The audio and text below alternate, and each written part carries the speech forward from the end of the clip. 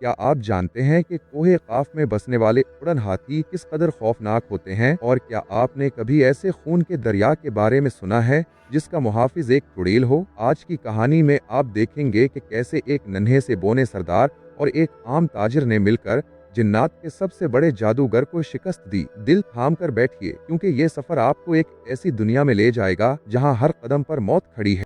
कहते हैं कि पुराने जमाने में मुल्क रूम पर एक रहम दिल बादशाह हुकूमत करता था। बादशाह बड़ा इंसाफ पसंद, नेक सीरत और बहादुर था। बादशाह की एक ही बेटी थी जिसका नाम जोया था। शहजादी जोया बेहद खूबसूरत और ज़हीन थी। बादशाह और मलिका उसे देख देख कर जीते थे। शहजादी जोया के महल में एक बहुत बड़ा बाग था जिसमें दूर दूर से मंगवाए नायाब पौधे थे। शहजादी हर शाम को अपनी कनीजों के साथ बाग की सैर करती और रंग बिरंगी तितलियों से खेलती। एक शाम को शहजादी हस्बे मामूल अपने बाग में खेल रही थी और तितलियां पकड़ने के लिए उनके पीछे दौड़ रही थी। तितलियां कभी इस फूल पर जा बैठती तो कभी उस पर। इत्तेफाक की बात है कि कोहे काफ के बादशाह का बेटा हामून जिन तख्त पर बैठा आसमान की सैर कर रहा था। उसका तख्त, जो एक बड़े अजदहे ड्रैगन की शक्ल का था, 4 खौफनाक देव उठाए हुए थे। हामून जिन का तख्त बादलों के ऊपर उड़ रहा था। हामून जिन ने एक तिलिस्मी ऐनक लगा रखी थी जिसकी वजह से उसे हर चीज बिल्कुल साफ नजर आ रही थी। हामून जिन्न की नजर जब शहजादी जोया पर पड़ी तो वो उसकी खूबसूरती देखकर दंग रह गया। उसने उसी वक्त अपने गुलाम देवों को तख्त बाग में उतारने का हुक्म दिया। तख्त नीचे आया तो कनीजें शोर मचाती भाग गईं। शहजादी जोया तो गश खाकर गिर पड़ी। हामून जिन ने उसे उठाकर अपने तख्त पर डाला और बोला, मैं इस खूबसूरत लड़की को अपनी मलिका बनाऊंगा।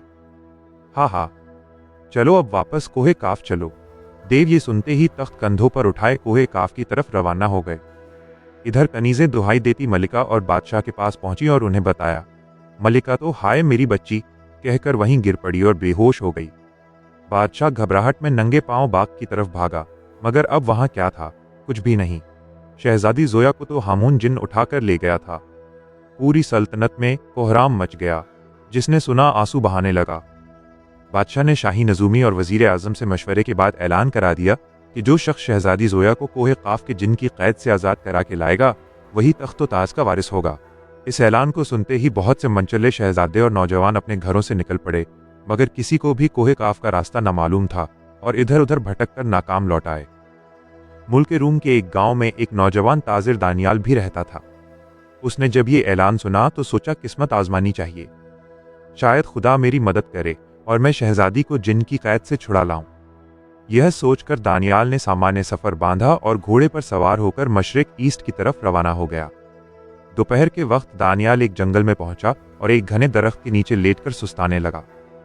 अभी चंद मिनट ही गुजरे थे कि चूं चूं की दर्द भरी आवाज ने उसे चौंका दिया। उसने निगाह उठाई तो क्या देखता है कि दरख्त की एक शाख पर बैठी चिड़िया के गिर्द एक खतरनाक काला सांप लिपटा हुआ है और उसे डसना ही चाहता है। ताजिर दानियाल को चिड़िया पर बड़ा रहम आया, मगर मसला ये था कि चिड़िया को बचाया किस तरह जाए। जितनी देर में वो दरख्त पर चढ़ता सांप ने चिड़िया को डस लेना था। सोचते सोचते दानियाल के जहन में एक तरकीब आ गई। उसने जल्दी से घोड़े की जीन से लटकती ढाल उतारी। ढाल शीशे की तरह चमकदार थी। दानियाल ने ढाल को जमीन पर इस तरह रखा कि उसका रुख दरख्त पर बैठे सांप की तरफ हो गया। काले सांप ने जब चमकती ढाल में अपना अक्स देखा तो समझा कोई और सांप आ गया है। वो बड़े गजबनाक अंदाज में फन फैलाकर फुंकारने लगा। ताजिर दानियाल ने बड़ी फुर्ती से कमान में तीर जोड़ा और अल्लाह का नाम लेकर छोड़ दिया। सनसनाता हुआ तीर सीधा सांप के फन में लगा और सांप तड़प कर मर गया। चिड़िया बच गई और फिर से उड़कर ताजिर के सामने आ बैठी। मगर ये क्या? दानियाल के सामने तो एक हसीन परी मुस्कुरा रही थी। परी ने कहा, ए आदमजाद, तुम्हारा बहुत बहुत शुक्रिया। तुमने मेरी जान बचाई। मैं परियों की मलिका की खास कनीज हूँ। आज चिड़िया बनकर सैर को निकली तो इस सांप के हत्थे चढ़ गई। अगर तुम ना आते तो इस मूजी ने मुझे मार डालना था। दानियाल ने हंसकर कहा, ए परी, यह हर इंसान का फर्ज है कि वो जानवरों पर रहम खाए और उनकी मदद करे। परी खुश होकर बोली, तुम बहुत अच्छे इंसान हो। बोलो, मैं तुम्हारी क्या मदद कर सकती हूँ? दानियाल ने कहा, मैं रूम की शहजादी जोया को जिन की कैद से आज़ाद कराने कोहे काफ जा रहा हूँ। अगर तुम मुझे कोहे काफ तक पहुँचने का रास्ता बता सको तो बड़ी मेहरबानी होगी। परी ये सुनकर सोच में पड़ गई। फिर कहने लगी, ये तुमने बड़े मुश्किल काम का बीड़ा उठाया है। लेकिन बहादुर लोगों के लिए कोई काम मुश्किल नहीं हुआ करता। ये लो, ये आम रख लो। और इस जंगल के जुनूबी सदन हिस्से में मौजूद बरगद के पुराने दरख्त के करीब पहुंचकर आम को चीर देना। उस दरख्त के नीचे बौनों की बस्ती है।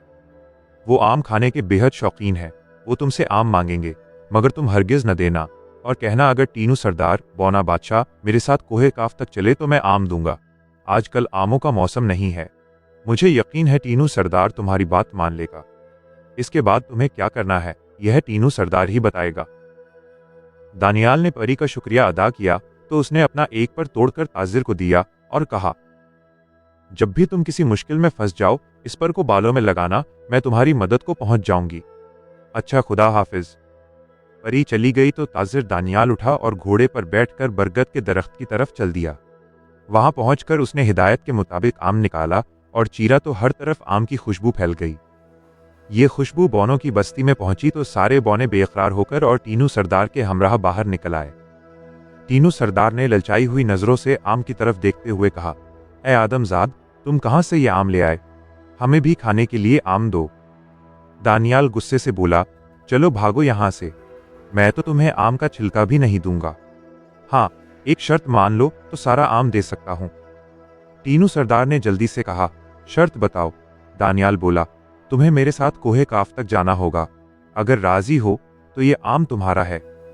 टीनू ने जवाब दिया, मुझे तो कोहे काफ तक जाने के रास्ते का इल्म नहीं। हाँ, यहाँ से 4 कोस दूर एक खूंखार जादूगरनी रहती है, उसे पता है, मगर वो तो इंसानों का खून पी जाती है और गोश्त भूनकर हड़प कर जाती है, हड्डियां तक चबा जाती है। लेकिन एक बात है, वो मारने से पहले हर इंसान से 3 सवाल पूछती है और जो सही जवाब दे दे उसे छोड़ देती है। मगर आज तक कोई इंसान उसके सवालों के दुरुस्त जवाब नहीं दे सका। सिर्फ मैं इन सवालों के जवाब जानता हूं। फिर तो तुम्हें मेरे साथ जरूर जाना होगा, वरना आम नहीं मिलेगा। टीनू सरदार मान गया। दानियाल ने आम बौनों के हवाले कर दिया। सारी बस्ती आम पर टूट पड़ी और उसे चट कर गई। अब दानियाल ने टीनू सरदार को, जो साइज में इंसानी उंगली के बराबर था, उठाकर जेब में डाला और आगे चल पड़ा। जब वो जादूगरनी के इलाके में पहुंचे तो जादूगरनी ताजिर को देखकर खुश हो गई और शैतानी कहकहा लगाकर बोली, वाह वाह, आज खूब तगड़ा शिकार हाथ आया है। ए इंसान, मैं तुम्हें पानी में उबालकर तुम्हारी यखनी पी जाऊंगी। कोई इंसान दुरुस्त जवाब नहीं दे सका। हा हा हा। जादूगरनी का कहकहा बड़ा भयानक था। उसका महल लरजने लगा था। मेंढक उसकी गोद से उछलकर परे जा गिरा। जादूगरनी ने पहला सवाल किया, बताओ 10 मन वजनी पत्थर को किस तरह फूंके मारकर उड़ाया जा सकता है? दानियाल तो कांप उठा। जादूगरनी की शक्ल थी भी बड़ी भयानक। ये लाल लाल बाहर को निकली हुई आंखें, पीले जर्द दांत और काला स्याह रंग। उसकी गोद में एक मेंढक बैठा फुदक रहा था, जिस पर हाथ फेरते हुए जादूगरनी उसे चूहे खिला रही थी। जादूगरनी की बात सुनकर दानियाल हिम्मत करके बोला, ए जादूगरनी, तुमने तो ऐलान कर रखा है कि जो तुम्हारे 3 सवालों का जवाब दे देगा उसे छोड़ दोगी।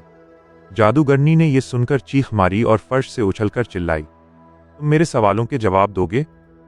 हा हा हा। दानियाल ने कान खुजाने के बहाने सर जेब की तरफ झुकाया तो टीनू सरदार ने उसके कान में कहा, जनाब, पत्थर को पीसकर पाउडर बनाकर फूंकों में उड़ाया जा सकता है। दानियाल ने यही जवाब दोहराया। जादूगरनी उछलकर चिंघाड़ी, नवाब, दूसरे सवाल का दुरुस्त जवाब दो। बताओ वो कौन सी दौलत है जिसे कोई नहीं चुरा सकता?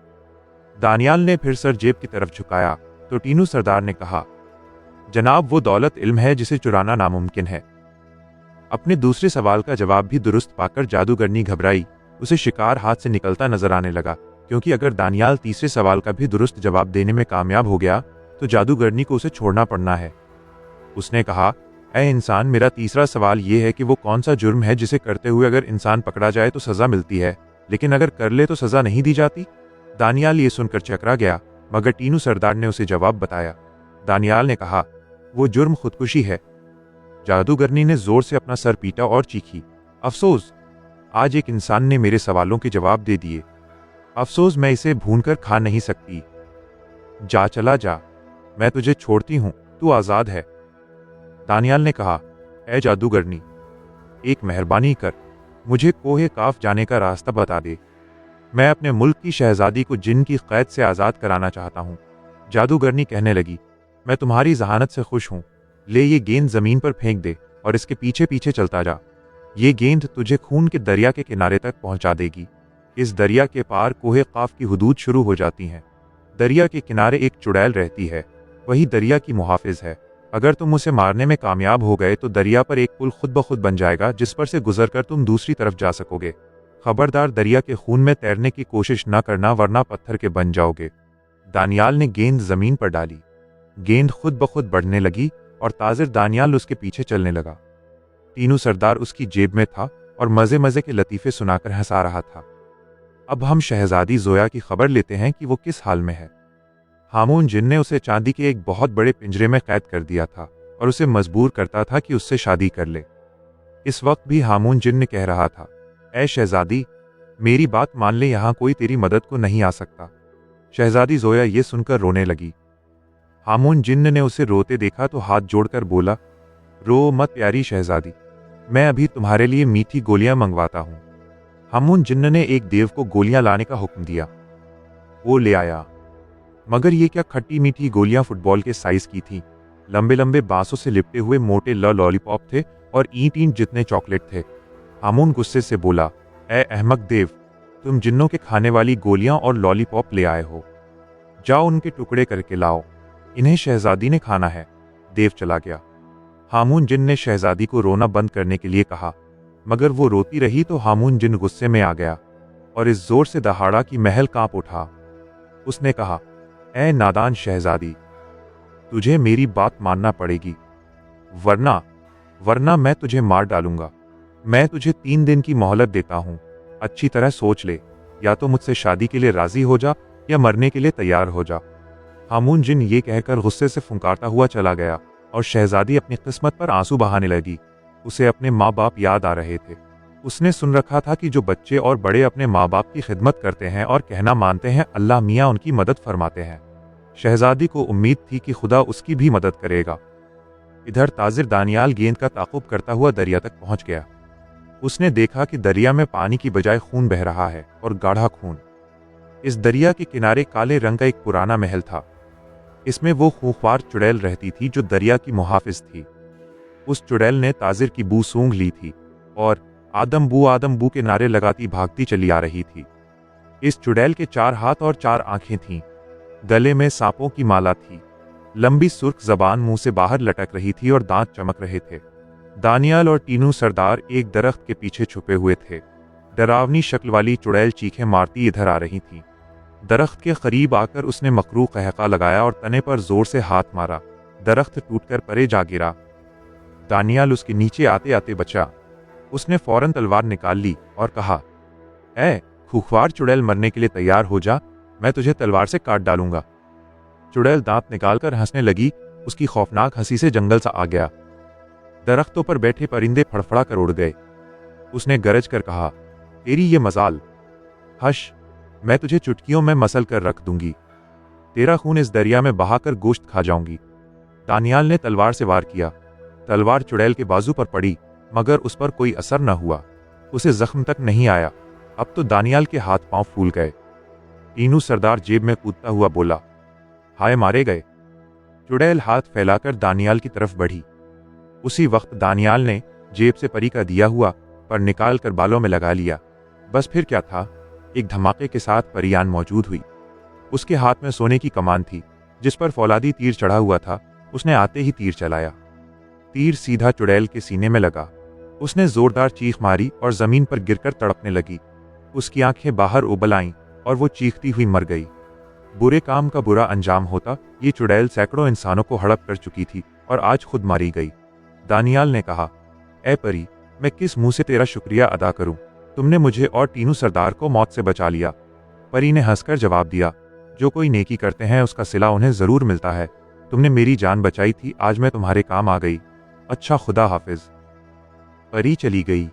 खून के दरिया पर अब एक पुल बन चुका था। दानियाल इस पुल से गुजरकर कोहे काफ में दाखिल हो गया। कोहे काफ की सरजमीन पर कदम रखना था कि न जाने किधर से आवाजें आने लगीं, ए नौजवान भाग जा वरना मार डालेंगे। ये जिन्नों की बस्ती है, यहाँ इंसान का क्या काम? भाग जा, भाग जा। पहले तो दानियाल ये आवाजें सुनकर घबरा गया, फिर हौसला करके आगे बढ़ा। तलवार उसने दोनों हाथों में थाम रखी थी। कुछ देर तक आवाजें आती रहीं, फिर बंद हो गईं। उसी वक्त सामने वाले पहाड़ से एक बहुत बड़ा परिंदा नमूदार हुआ। ये कोहे काफ का खूनी परिंदा था जिसका नाम उड़न हाथी था। उसका जिस्म 3 हाथियों के बराबर था, रंग स्याह था और 4 टांगे थीं। उसकी कमर पर 2 बड़े बड़े पर थे और मुंह के आगे सूंड की बजाय एक लंबी नुकीली चोंच थी। इस नई आफत को देखकर दानियाल ने तलवार सूंत ली। उड़न हाथी बड़ी तेजी के साथ उसके सर पर आ पहुंचा। उसने अपनी गार जैसी चोंच खोली और बड़ी फुर्ती से झुककर दानियाल को निगल लिया। दानियाल को लगा जैसे वो किसी गद्दीली सड़क पर फिसल रहा है। वो फिसलता हुआ एक अंधेरे कमरे में जा गिरा। ये इस उड़न हाथी का मैदा स्टमक था। दानियाल मैदे में खड़ा हो गया। उसे कुछ नजर नहीं आ रहा था और सांस लेने में भी दिक्कत हो रही थी, मगर फिर ये मुश्किल हल हो गई। उड़न हाथी ने अपनी चोंच खोल दी थी। रोशनी और हवा अंदर आने लगी थी। तीनू सरदार ने कहा, बाप रे, ये खौफनाक परिंदा मेरे बाप नहीं दादा बल्कि परदादा ने भी नहीं देखा होगा। दानियाल ने कहा, अब इस जगह से निकलें कैसे? कुछ देर यहाँ रहे तो इस परिंदे के मैदे के तेजाब हमें हजम कर लेंगे। मेरा ख्याल है तलवार के जरिए सुराख करके बाहर निकलना चाहिए। दानियाल ने खुदा का नाम लिया और तलवार से भरपूर वार किया। उड़न हाथी का गोश्त इस तरह कटा जैसे साबुन हो। वो चीखें मारता हुआ अपनी टांगों पर घूमने लगा। ऐसा करने से मैदे में गोया जलजला आ गया और दानियाल उड़न हाथी के पेट में कलाबाजियां खाने लगा, मगर संभल कर वो तलवार चलाता रहा। उड़न हाथी को बड़ी तकलीफ हो रही थी। उसने दानियाल को बाहर उगल दिया। दानियाल धड़ाम से बाहर जमीन पर गिर पड़ा। गिरते ही वो उठा और तलवार सूंती। उसी वक्त उड़न हाथी ने कराहते हुए इंसानी आवाज में कहा, ए आदमजाद, मुझे मारना नहीं। तुम जो कहोगे मैं वही करूंगा। उड़न हाथी को बोलते देखकर दानियाल हैरान रह गया। कोहे काफ बड़ी अजीब दुनिया है। वहां ऐसी ऐसी मखलूक पाई जाती है कि अक्ल मानने से इनकार कर देती है। दानियाल ने कहा, ठीक है, मैं तुम्हें हलाक नहीं करता। तुम्हें जिन्नों के खिलाफ मेरी मदद करना होगी। वो हमारे मुल्क की शहजादी को उठा लाए हैं। उड़न हाथी ने कहा, मुझे मंजूर है। मैं यहाँ के उड़न हाथियों का सरदार हूँ। हमारी तादाद 50 है। जब भी तुम मगरिब की तरफ मुंह करके मुझे आवाज दोगे, मैं अपने साथियों समेत तुम्हारी मदद के लिए आ जाऊंगा। दानियाल आगे बढ़ गया। एक दिन और एक रात मुसलसल सफर के बाद वो हामून जिन के महल के पास पहुंच गया, जहां शहजादी जोया कैद थी। हामून जिन को जब खबर मिली कि एक इंसान शहजादी को रिहा कराने आया है, तो वो कहके लगाने लगा और अपने महल की छत पर आकर बोला, ए आदमजाद, तू हमसे टक्कर लेने आया है। अपना कद देख, अपनी ताकत देख। जा, चला जा, मैं तुम्हारी जान बख्शी करता हूँ। दानियाल ने बड़ी जुर्रत से कहा, ओ बदबख्त जिन, गुरूर ना कर। कभी कभी चींटी भी हाथी को मार डालती है। अपनी खैरियत चाहता है तो शहजादी को आज़ाद कर दे। हामून जिन तो गुस्से में आकर फुंकारने लगा। उसने अपने गुलाम देवों को हमला करने का हुक्म दिया। दानियाल ने उसी वक्त मगरिब की तरफ मुंह करके पूरी ताकत से कहा, ए उड़न हाथियों, मेरी मदद के लिए आओ। फौरन उड़न हाथियों के जत्थे आसमान पर नमूदार हुए। हर तरफ अंधेरा सा छा गया। उड़न हाथियों ने अपनी चोंचों में कई कई मन के पत्थर दबोच रखे थे। उन्होंने उड़ते हुए ये पत्थर देवों पर फेंकना शुरू कर दिए। एक देव की चमकती टंड पर पत्थर पड़ा तो वो तरबूज की तरह फट गई और देव मर गया। देखते ही देखते मैदान देवों की लाशों से भर गया। दानियाल महल में घुस गया। हामून जिन कई गज लंबी तलवार थामे उसके सामने आ गया। मुकाबला शुरू हो गया। हामून जिन बड़ा माहिर तलवारबाज था। दानियाल डटकर उसका मुकाबला कर रहा था, मगर हामून जिन हार मानने को तैयार न था। तीनों सरदार ने यह देखा तो दानियाल की जेब से जादूगरनी वाला गेंद निकालकर पूरे जोर से हामून के मुंह पर मारा। गेंद फट गया और उससे काला धुआं निकला। हामून जिन बेहोश हो गया। दानियाल ने लपक कर उसका सर कलम कर दिया। हामून जिन तड़पता हुआ खत्म हो गया। शहजादी जोया को चांदी के पिंजरे से निकालकर दानियाल वापस चल दिया और मंजिलों पर मंजिलें तय करता मुल्क रूम पहुंच गया। बादशाह और मलिका ने जब अपनी बेटी को जिंदा सलामत देखा तो खुशी से निहाल हो गए। दानियाल और शहजादी जोया की शादी हो गई। बादशाह ने तख्त व ताज भी दानियाल के हवाले किया। दानियाल ने कई साल तक बड़े अदल व इंसाफ के साथ हुक्मरानी की।